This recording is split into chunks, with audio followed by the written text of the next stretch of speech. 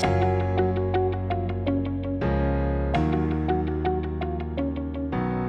everyone, today I'm going to talk about a very exciting announcement that's the culmination of more than a year of work in the Global Workforce Intelligence Project, which we call the Pacesetters.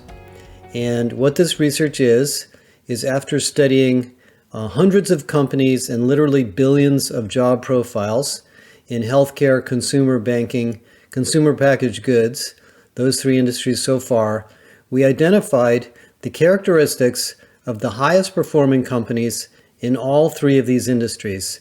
And there are 7 very common practices amongst these companies. I'm going to tell you a little bit about what they are in a minute. And the reason they're important is that what you find about these 7 practices is that these are transformational practices. There are things that allow these companies to change and transform in a continuous way. In a sense, they're a transformation muscle. And right now, more than 60% of CEOs are saying that transformation is more important than execution, because we're in a very tumultuous business period with new technology, economic changes, globalization, inflation, and many other factors. So anyway, that's what this is about. Now, let me take a step back. How did we do this research? And then I'll tell you the results.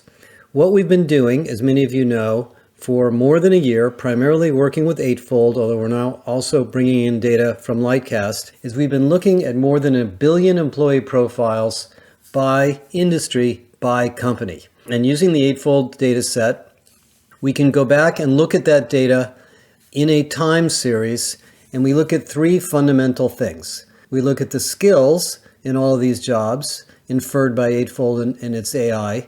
We look at the job titles, which infers the type of job and the job class or the job family that it's in.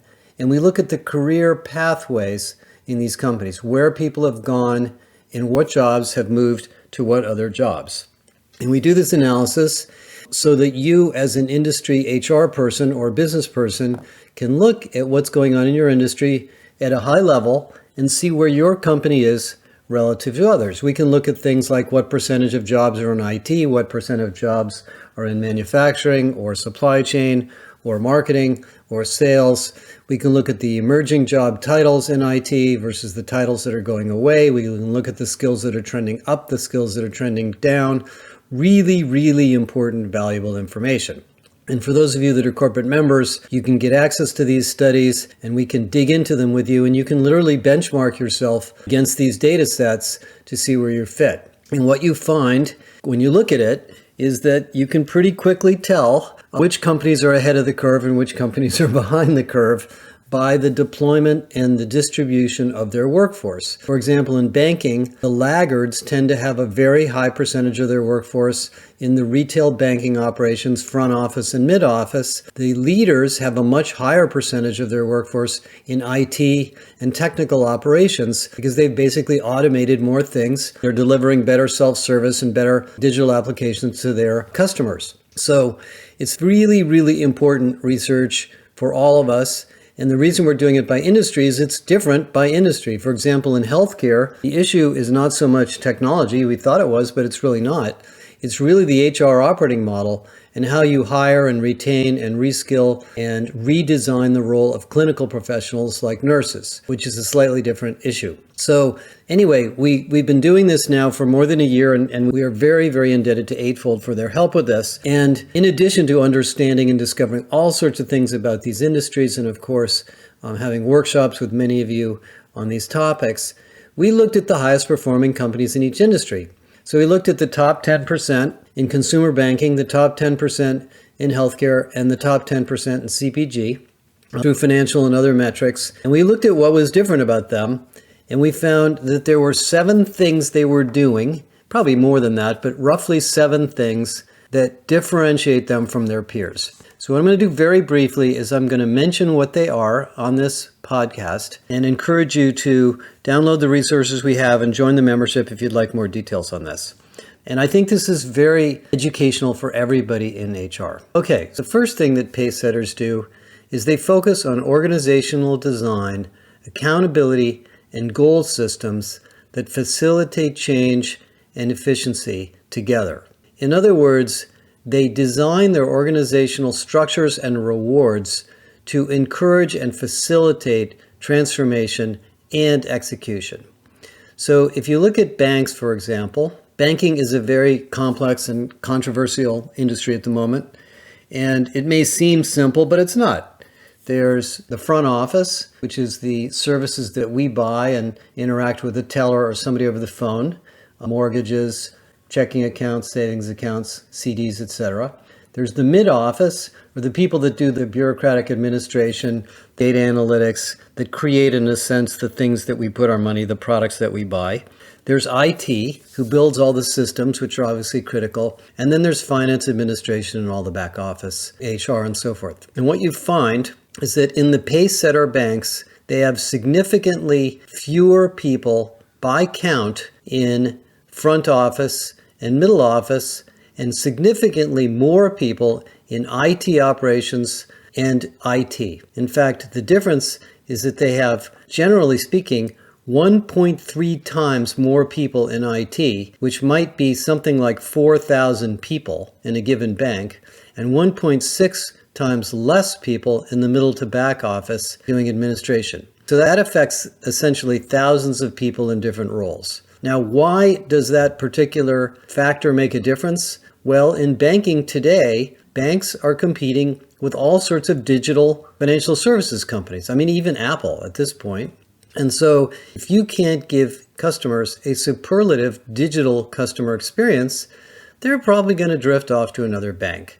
And if they have to go into the branch and wait to talk to somebody and the person behind the counter is new and they haven't been trained and they wait in a line, they're going to say to themselves, you know what, maybe I'll just put my money elsewhere. To say nothing of the fact that it's more costly to go to market that way. And these changes are not simply by hiring and firing people. This is a different organizational model that prioritizes more people in these tech and operational roles and fewer in these front office and mid-office roles. Number two, they prioritize technology and transformation over core operations. So when you look at all of the job titles in these healthcare, banking, and CPG companies, and we've actually looked at them, we group them into four types of jobs. Administrative jobs like administrators, secretaries, clerks. Operations jobs like productions managers, maintenance people, general contractors, operators. Transformation roles, innovation manager, management consultant, process manager, project manager. And tech roles, web developer, software developer, data science, and so forth. And you can take sales, marketing, and group them all into these four categories. Well, what you find is in the Pacesetter organizations, there's a significantly, very significantly more roles by headcount or percentage in technology and transformation. And of course, that means two things. It means that they have technology depth, and we'll talk about skills in a minute, but they have more people to do it, and they have people to help drive change. For example, one of the interesting findings when you look at the data is that there's 1.7 more, which is 70% more workshop facilitators in the transformation companies, the Pacesetters, than the others. Why is that important? Because the workshop facilitators, the project managers, the management consultants, the innovation managers are the ones that are helping different business units redesign their operations to move to a more digital, front-facing model. And when AI comes along, the same thing's going to happen. So these are, in a sense, consulting firms inside these companies driving change, not just expecting every employee to know what to do. The third issue that comes up, and this, by the way, is true. This is true in banking and all of these industries. The third issue that comes up is the skills themselves. And sure enough, as you might imagine, the Pacesetters not only have deeper skills, but they have different skills. They have more advanced technology skills.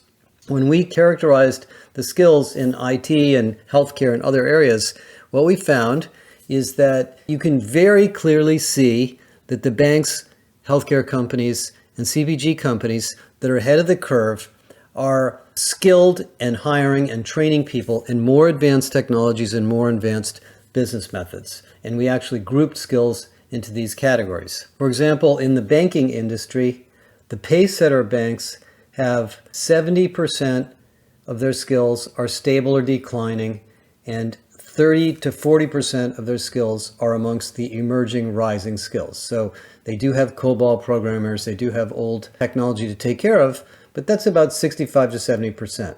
In the traditional banks, that's more like 80 to 85%. So they have almost 10 to 15% more software engineers, IT professionals, and so forth with advanced skills that might include AI, Python, advanced analytics, the use of cloud services, and so forth. In healthcare, exactly the same thing. We found the same thing when we analyzed the healthcare technology and operational roles, that the advanced skills are much more prevalent in the Pacesetter companies. Now, of course, how do they do that? They hire people with advanced skills, they create projects and talent marketplaces to facilitate the use and development of those skills. They have an internal capability academy. They might pay people more money to get them who have those skills and attract them from maybe tech companies, but they are more data and technology savvy, which leads to number 4. Number 4, we found that these Pacesetter companies deeply value talent, prioritizing retention, reskilling, and mobility to drive growth rather than only focused on recruiting. Now, as many of you have heard from us in our systemic HR research, it is impossible to recruit your way into growth anymore. There aren't enough people. The job market is very competitive. The unemployment rate is low. Everybody's competing for the same skill sets. So you need to build those skills internally. You need to move people into new roles. You might need to create a talent marketplace, create a talent capability academy, and so forth. So when we looked at what these Pacesetter companies were doing, they weren't only aware, by the way, they were aware of the skills they needed. So they were using tools like talent intelligence to identify what was missing. And they were doing their own homework to figure out what these new roles are. And then they were specifically designing skill and career pathways to fill them. For example, in banking, one of the Pacesetter banks is a company in Europe called ING. ING designed a product manager role. They're an agile company. They run in agile, so they have a lot of product managers. A lot of companies don't have product managers. That's another example of an advanced role. And they designed the product manager role, the specific skills that product manager role needs, and then went out into the workforce using talent intelligence to figure out who has those skills and can be trained and developed to become a product manager. And they do that in other areas as well. And healthcare companies do that in the healthcare and clinical professional area, and consumer banks, the ones that are ahead of the curve, do the same thing in analytics, risk management, and other areas. And they do this understanding that when they identify a skill that is needed, they can't just go out and hire it. First of all, you may not be able to find it the way you've defined it. Second, when you do go out and hire somebody that might have that background, it takes them time to get to know your culture and your company, and there's a good chance they won't stay over a long period of time. So it's a pretty high risk way of doing it. So they use the 4R model, recruit, retain, reskill, redesign, to facilitate these new roles. That's number 4. And by the way, in the healthcare industry, this is a life or death issue, because as you've heard from us before, our research shows that over the next 2.5 years, there will be a shortage of more than 2 million clinical professionals in healthcare. And with only 200 to 300,000 people graduating each year from nursing school, you're not going to fill that gap unless you're developing those people, creating better jobs so that the nursing professionals can work at the top of their license and they won't have to do so much administration, redesigning the work experience, improving retention, giving people more flexible work hours. All of those things go into this item 4 that make the Pacesetters successful. Which gets me to finding number 5. Continuously redesign jobs and work to adapt for the future. One of the things most of you are aware of is that thanks to the pandemic and a lot of other things that have been going on, employees are working from home, they're working part-time, we have a lot of hybrid work situations, they have family issues, and if you really want to build a transformation-ready company, you're going to have to accommodate the needs of each worker. So in the case of nursing, what we found is that some of the advanced companies like Providence, for example, have gone into the nursing teams, specifically studied the activities that they do on a daily and weekly basis, and created automation projects or job redesign to eliminate the work that is not top of license. In other words, work that is not actually nursing work. What they found, for example, is that a significant amount of time for a nurse is spent on scheduling and administration. Well, that can all be done by AI with an advanced scheduling system. So Providence in particular developed a new AI scheduling system that accommodates the very varying needs of nurses for time of day, length of shift, etc., and took the workload off the nursing supervisor to save them hours a week to spend more time with patients. So this design issue, which we talk about all the time, has now landed in our laps, and that is number 5. And that goes for banks, that goes for CPG companies too. Think about what happens when you walk into a bank, and this has happened to me many times, and you go up to a teller and you ask them a question, and the person says, well, we're going to have you talk to a manager, and then you sit in a chair and you wait 10 minutes for the manager to come over, and he says, well, I'm not able to do that. Let me get you somebody else who can do it. And then that person says, well, I can't do it. Let me call the call center and figure out how to do it. Why would they do that for you?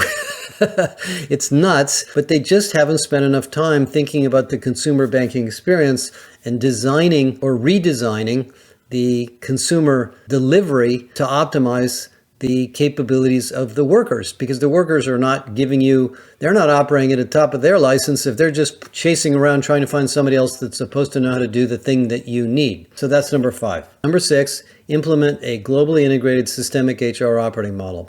Now, most of you have heard us talk about systemic HR, and we're building out more and more details on the operating model every day. But essentially what these companies do is they understand that in order to create the transformation-ready roles, the new skills, the new job titles and job classes, and create a top-of-license operating model for workers, it involves all of HR. It affects pay, it affects rewards, it affects engagement, it affects development. All of these things have to come together. And so these companies also have more advanced HR departments. And we know this from talking to the CHROs, that they are creating cross-functional teams and they're doing things in a much more integrated way. For example, if you look at HR departments at teams like Kaiser Permanente, they have what are called pods, which are clusters of HR people that focus on particular hospitals or workforce segments. So you don't have a recruiting department doing one thing, a comp department doing something else, a DEI person doing something else, an L&D person doing something else. These are systemic HR practices. And number 7 is, in order to create this Pacesetter approach, they collaborate across the C-suite. Because many of the things we're talking about here affect the way we hire people, how much we pay people, regulatory compliance, new cities or states or countries where we need to locate operations to access new skills, issues that might affect the business model, investments in new technology. HR can't do this alone. Operations can't do this alone. CIO can't do this alone. Legal and regulatory can't do this alone. This has to be a C-suite collaboration. And when the C-suite comes together and focuses on the transformation agenda, these problems can be addressed very systemically. So those are the 7 basic ideas. And if you take a step back as an HR person, basically what we're talking about is organization design, change and change management and change readiness and culture of change, skills and identifying critical skills, developing critical skills, and continuing to identify the skills of the future, creating career pathways and career mobility to fill these skills, job and architecture and work design to look at creating top-of-license opportunities so that people in nursing or banking or even in CPG, the guy who's driving around delivering beverages to different stores isn't spending all his time stocking shelves, but is spending more time with customers, changing the nature of his work. Those are all the things that matter. And we cannot do this without a systemic HR organization where people work together and without an integrated plan and strategy and relationships across the C-suite. Now, the reason we did this research was to learn these practices. In some sense, what happens when we do these kinds of studies is we learn things we already knew. So if I take a step back now and I look at the things we learned through all of this effort for the last year, I almost feel like saying, duh, it's all obvious. But it isn't obvious, because most of you are doing HR projects one project at a time. We're creating a new onboarding program for people in the branches. We're creating an upskilling program in data science. Maybe we're doing a job design project in the sales organization. Or maybe we're looking at the comp model in marketing because we're losing a lot of our key marketing people. Those are all great, but they all need to be put together into these 7 practices to help the organization continuously grow and thrive. Otherwise, a lot of these independent HR practices, frankly, just don't move the needle enough. So that's the research we're launching this week. I know it's kind of a long, complicated podcast, but I wanted to just introduce you to it. We're going to be putting out a lot more information. It's one more reason to join our membership. Some of this information will go into the Academy for those of you that are Academy members, but a lot of it's going to be available to corporate members. And we're willing to talk to any one of you in any industry to do this. The next industry we're working on is pharmaceuticals, and then we will work on energy and some of the other ones later in the year. I hope this was interesting. I know it was a lot of information, and I look forward to talking to you later this week as we put all this out there.